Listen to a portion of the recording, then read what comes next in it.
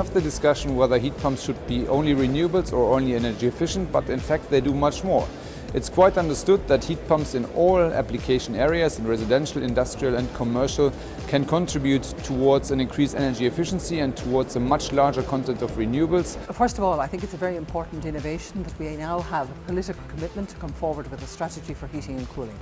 It represents 46% of our final energy consumption, and up until now has never really been dealt with as a unified policy approach.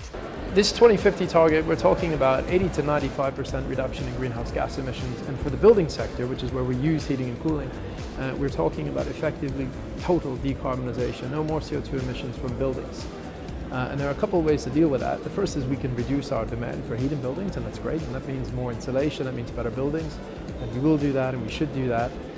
The other part of it is supplying the heat demand that remains in a way that is consistent with our broader objectives, be they climate or energy security. We do need to understand how we picture the energy supply and demand situation in the building sector in 2050, and then we have to go backwards from there to decide what we need to do today to achieve these targets. We tend to do things in Europe by public policy support.